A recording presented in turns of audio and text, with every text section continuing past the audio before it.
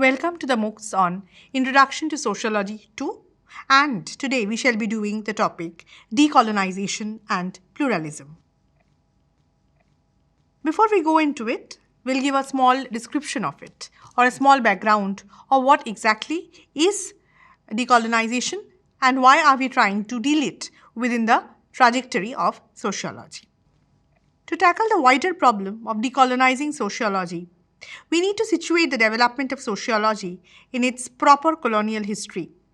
This is because, although we are regularly presented with a picture of sociology as being one of the most critical of the social sciences, sociology became formally institutionalized in the 19th century at the height of global colonialism, imperialism, and empires.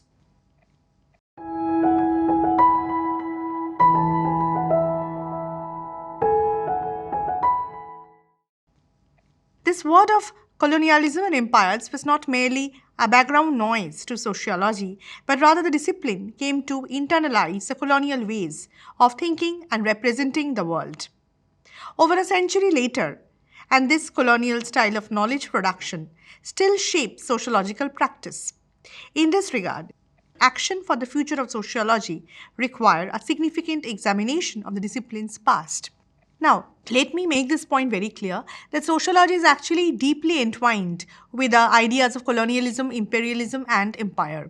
Those processes have actually gone inside in making what sociology is today, and so there is nothing new about it. Now, as we all may be curious, then, these processes, as it happened to be, from the very fundamental point of time, since the inception of sociology, definitely these processes had some bearing upon the very outcome of sociology as a perspective. Those processes must have influenced sociology the way it is, and since other disciplines were not thoroughly entwined with those processes, it may be said that those processes will have some bearing upon the discipline of sociology. Let's see what were the bearings. Sociology did not have a formal existence before European colonialism. While people were certainly thinking sociologically for a very, very long time, in terms of being a formal academic discipline with institutional recognition, sociology did not arrive on the academic scene until the 19th century at the high point of colonialism. Thus, speaking about the US, Julian Go points out that the first sociology PhD awarded in the United States, William Fremont Blackman's The Making of Hawaii, was published in 1893, the same year that the US overthrew the Hawaiian monarchy. Go additionally points out that as the first school of sociology in the US was set up in Chicago in 1893, and France was colonizing the Ivory Coast, Laos, and Guinea.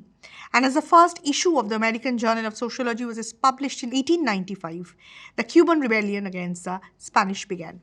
So we see that sociology somewhere down the line was absolutely, interrelated with the ideas of colonialism because sociology had never been there before colonialism. With where the mighty powers in the West had been busy, conquering territories and colonies for themselves. Sociology had born at that particular point of time.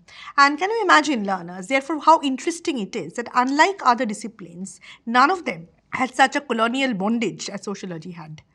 And therefore, we can find out that the first person to be, awarded was William Fremont Blackman's The Making of Hawaii. This was his thesis that was published in 1893. It was also that point of time when US was trying to overthrow Hawaii monarchy. So, at some point or the other, the Cuban Rebellion, or say when France was colonizing Ivory Coast and Guinea.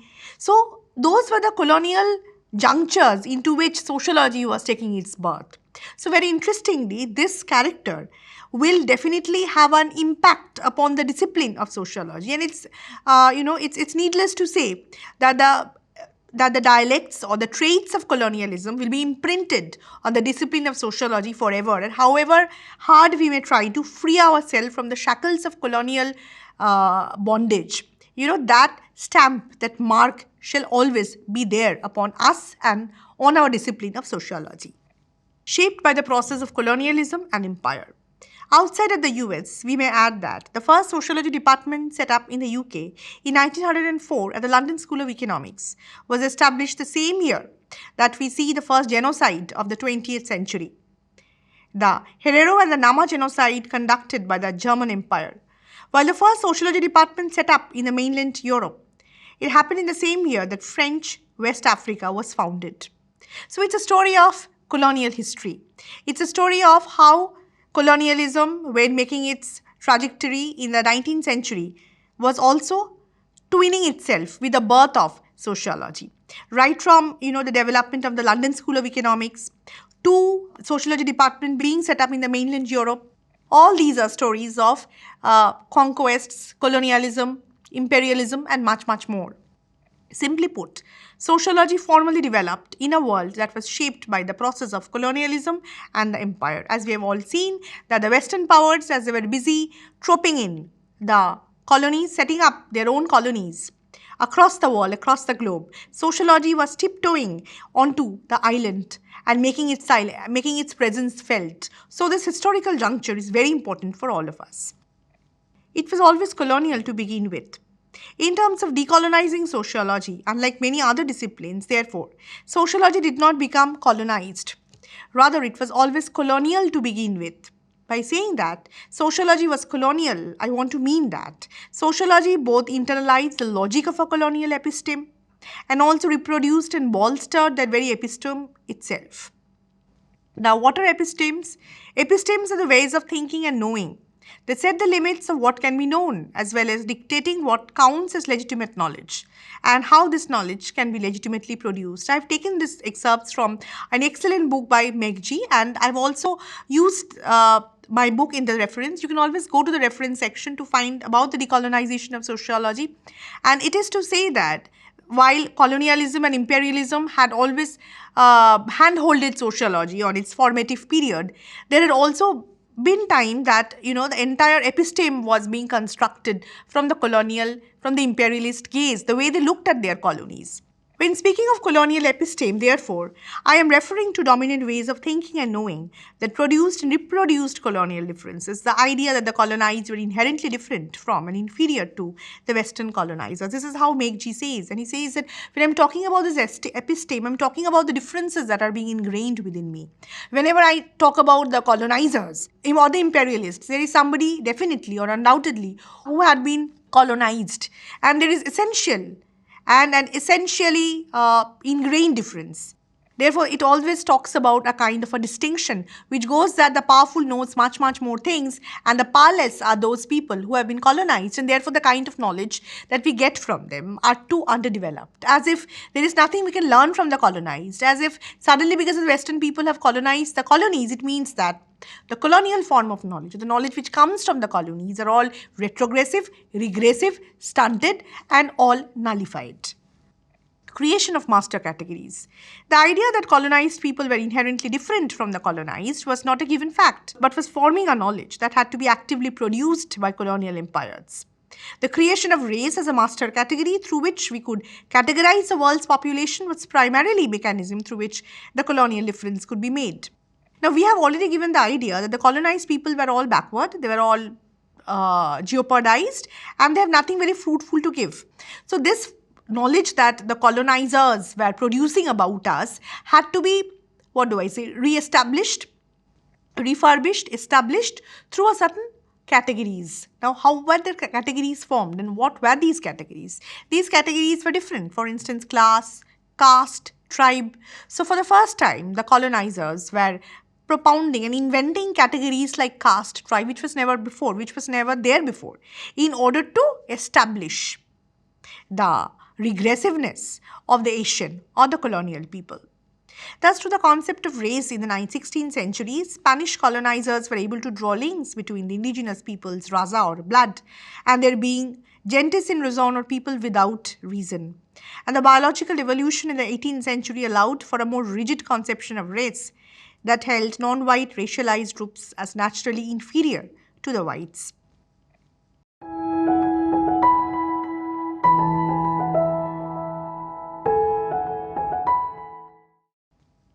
The concept of race was thus the glue that stuck the colonial world order together.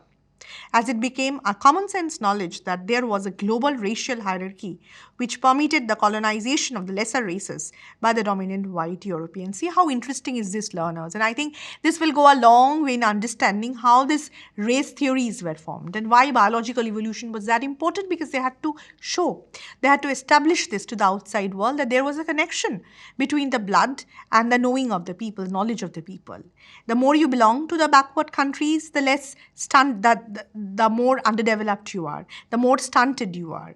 And these things were necessary because these were the glue, this Megji says, these are the structures or the categories through which I can establish how foolish you are, how redundant you are, and how it is my moral responsibility to educate you, to bring you to the upfront.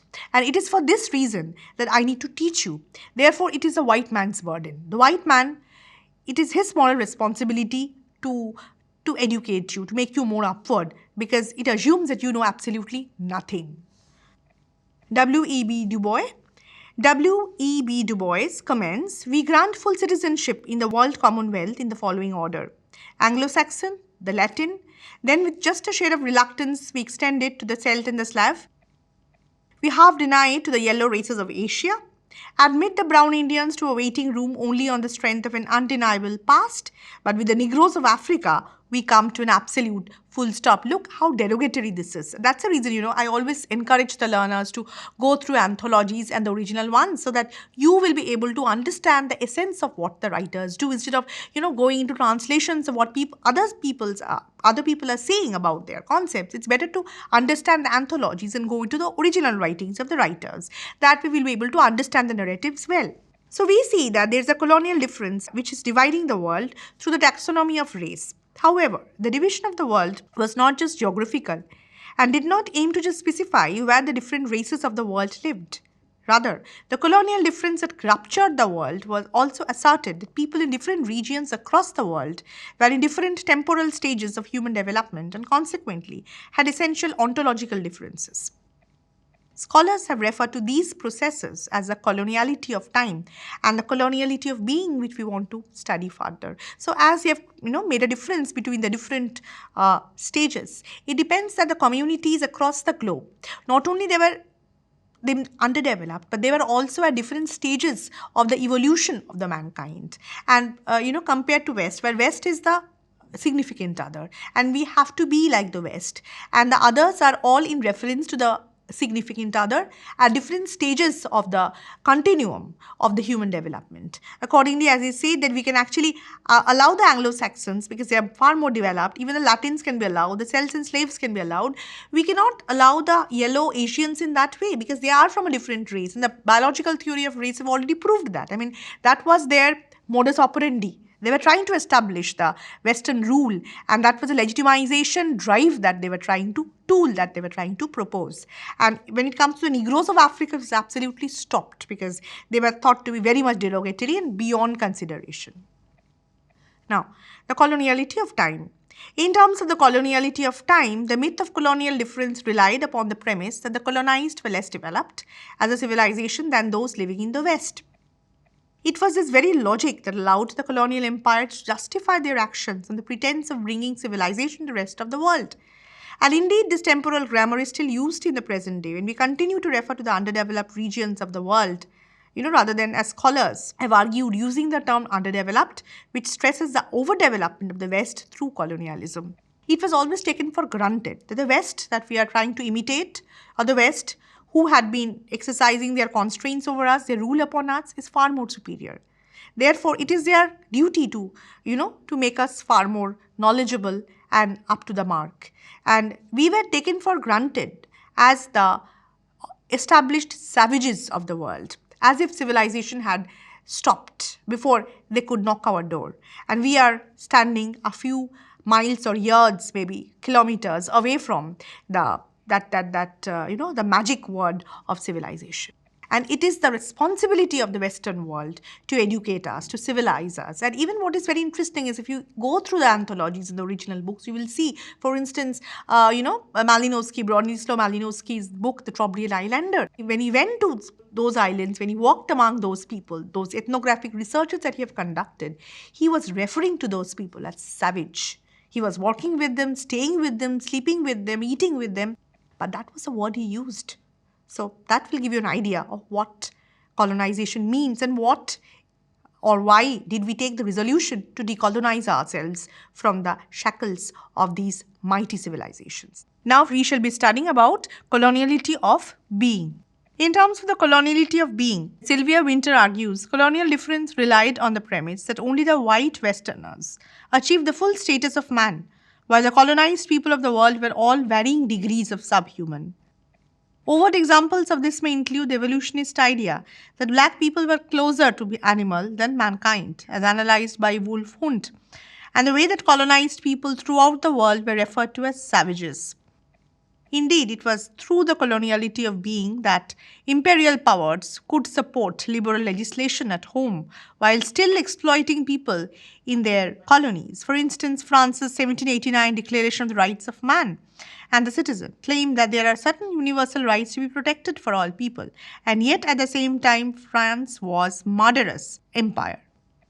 As Charles W. Mills thus points out, colonizers across the world could defend themselves as liberal because colonized people were not considered fully human, so did not qualify under the supposedly universal laws protecting the rights of man.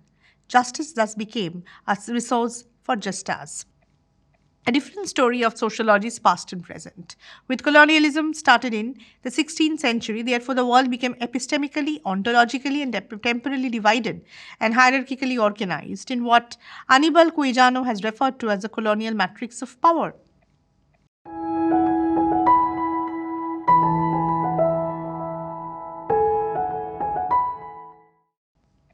It is now a fairly common view held in sociology of knowledge that academic disciplines are not impervious to the outside world and indeed are often shaped by the external world. Thus, if sociology developed in the world marked by the colonial matrix of power, surely it's apt to assume that sociology itself was in some ways influenced by this world. In fact, when we actually look at the development of sociology in the 19th and 20th centuries, we see that sociology was a key academic discipline in producing and reproducing colonial differences. One of the first dimensions for decolonizing sociology, therefore, involves George Steinmer's 2017 work we can refer to that refers to as a disciplinary remembering, where we can show that sociology both internalized the colonial episteme and continues to be shaped by its episteme in the present day. The disciplinary remembering, however, requires us to tell quite a different story of sociology's past and present from what we regularly encounter in our textbooks and classrooms. It's useful to begin by considering sociology's development in the metropoles, the imperial centers. And this was very much evident in the in the 19th and the 20th century works of sociology that we see, where there was a eminent and there was a repetitive works of evolution, where they were trying to show how society was moving from pre-modern to modern, from modern to a more developed nation, and it was absolutely embedded in the works of almost everybody, be it Auguste Comte when he was talking about the law of three stages, from theological stage we are moving to metaphysical, then to the positive stage, as if people minds as well as societies are at different junctures of modernity, when he was trying to distinguish between different kinds of societies and their loopholes. Imperialism, colonialism, empire and metropole. Imperialism, colonialism, empire. While these three processes are often interlinked, Steinmer's general division between the three is helpful. Empires are political organizations that significantly limit the sovereignty of the people and polities they conquer.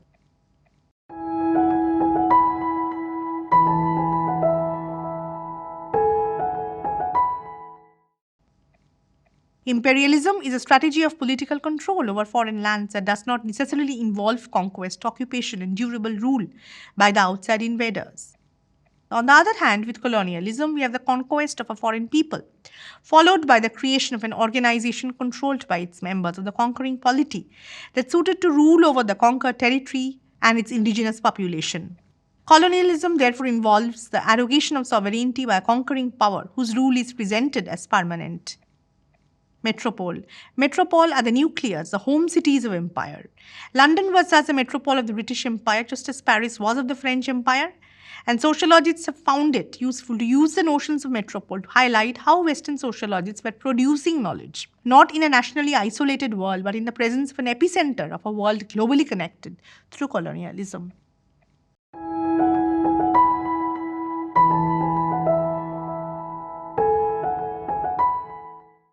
And this is very important because when we are in a metropole, when London has been the metropole, as we saw, of the British Empire, and France was that of a French Revolution, of a French Empire, we find that when sociologists were writing from the metropole, sitting not from any isolated corners of the global world, and they were not connected with the people around them.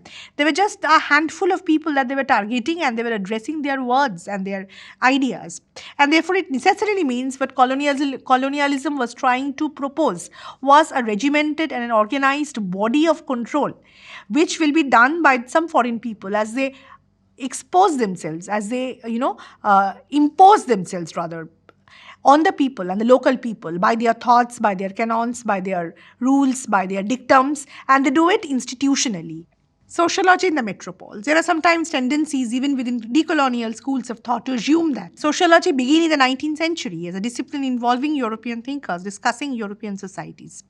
However, as shown by recent revisionist historians of sociology, as sociology developed within Europe and the US, in the 19th century, sociologists were deeply interested in issues pertaining to empires and colonialism, and even the sociologists couldn't get out of it, couldn't get rid of it. And therefore, the European sociologists, and even to an extent the American sociologists, were talking about the different ideas of colonialism and imperialism, and that was being reflected in the texts that they were writing for us, and as if there was nothing else outside those binary categories. The question of territorial expansion and of the rule over alien people. Indeed, as Go shows us, in the American Journal of Sociology, the percentage of articles that referred to as empires or imperialism had a mean of 36%. In 1902, the percentage of articles that referred to those keywords reached as high as 60%. And not only were the topics of empires, colonialism, and imperialism featuring in the AJS, but US-based sociologists saw this process as a key topic of investigation. In his presidential address to the American Sociological Association, for instance, Franklin Giddings went as far as to say that the question of territorial expansion and of the rule over alien people were the most important issues. And sociologists couldn't get out of it. Absolutely, they were in a kind of a hyperbole. They were in a kind of an obsession, as if they were saying there were no other social issues to be addressed. They did not talk about the issues which the alien people were suffering from, not from their perspective, because they were too much concerned about themselves and the kind of epistemes that they were trying to develop and the knowledge that they were producing. Importing the new insular sociology, even the sociologists now renowned for the analysis of US society were in fact more interested in the global processes in their early writings. Robert Park, for instance, is renowned for his studies of race relations in Chicago, but prior to his interest in the US urban sociology, Park was far more interested in much global issues, including the role of Europe in uplifting the African continent through colonialism. And I always urge you learners, go through the anthologies, because Robert Park, we know, he being an urban sociologist, but outside that, before writing about urban sociology, he was writing about these binaries and how these savages, quote unquote, savages are to be uplifted from their positions. From the 19th century until the post-war period, colonialism and empire were lots of hot topics for the sociologists, with most of the founding fathers of US sociology teaching courses on these processes. A dominant argument in revisionist histories of sociology as offered by Connell, among others, is that after World War II, US sociology became a lot more inward-looking, largely limiting itself to the study of US society, while European sociology and particularly British sociology came to import a new insular sociology where, things were changing and people were shifting their focus away from the quote-unquote grand structures of imperialism and colonialism to other areas of sociology. And Talcott Parsons, as we saw, he was trying to move towards, shifters to an insular sociology, which was trying to talk about the more academic genres. We're talking about grand structures and theories, a kind of a shift from the paradigm that we had been facing.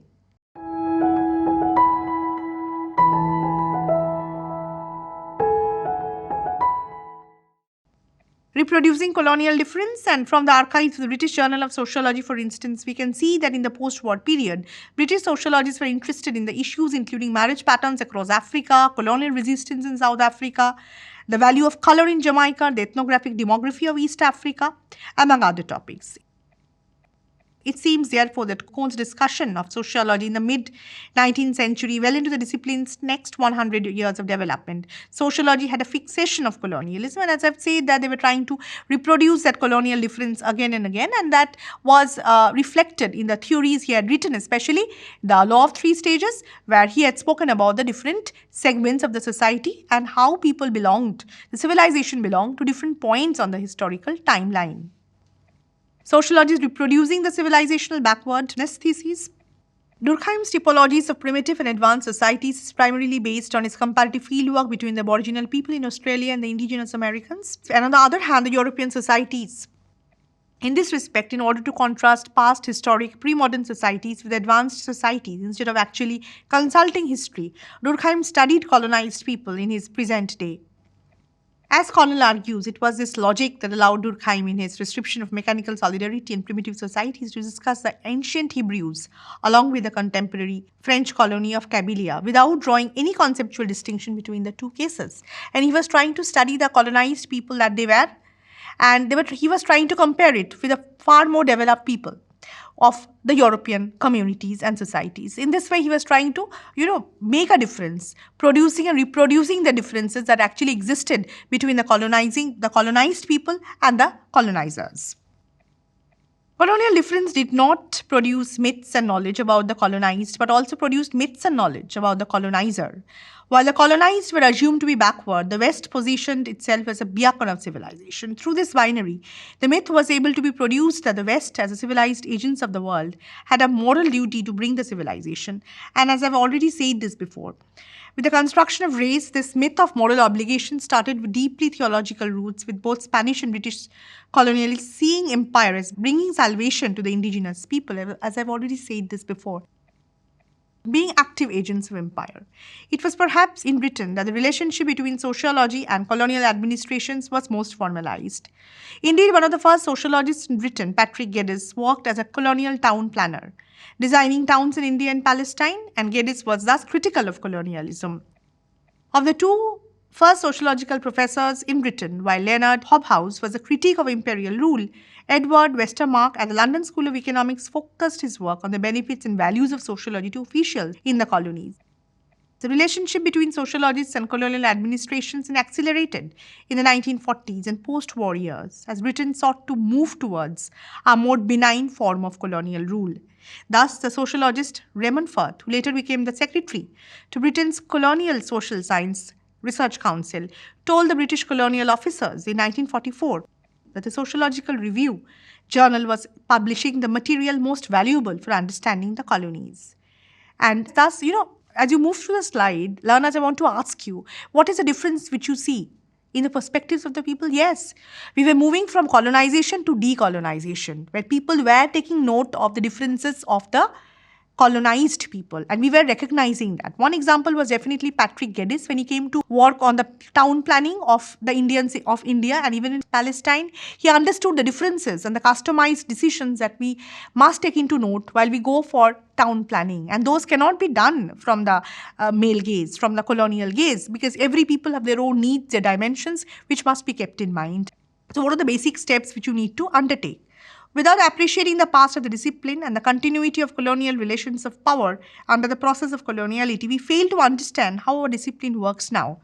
Of course, the reason why much of this bifurcation is so common is because of the assumption that we can universalize from the West to the rest of the world. Analyzing the rest of the world, let alone the links between the West and the rest, is not necessary for generating universal social theory. Instigating a decolonial sociology, therefore, necessitates a provincializing or deuniversalizing of sociology. It does not mean that the authors we typically associate with the sociology canon have to be banned from the textbooks and curricula. Instead, it applies a greater degree of analyzing the context of the authors, their work, and the extent to which their supposedly universal theories actually speak to a very specific socio-historical context in which we can situate their social thought. In provincializing the canon, the task for decolonial sociology thus becomes to not just focus on the individual thinker, but to put them into conversation with a wider circulation of ideas.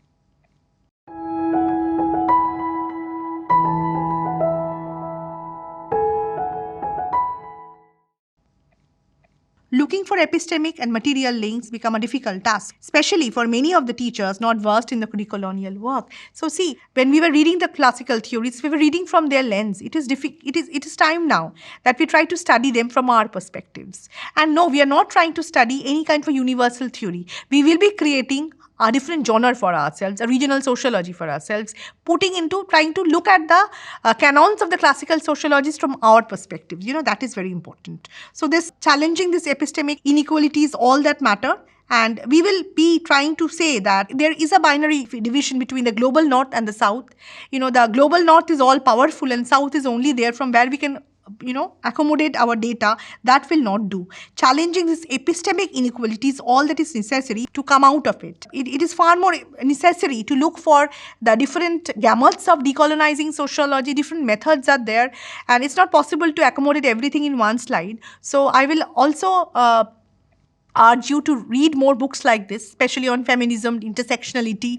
Linda Tuvai Smith, her book is also very important. You can go through that book so that you'll be able to know how breaking the different linguistic divides and other intersectional boundaries, we can actually go on to have a sociological imagination which is more open and more fluid in structure, so that we will be able to look into in depth the problems of the people on the peril, and we will be able to address their needs more and more. That periphery will become more and more clearer to us instead of just doing things from the core. Thank you.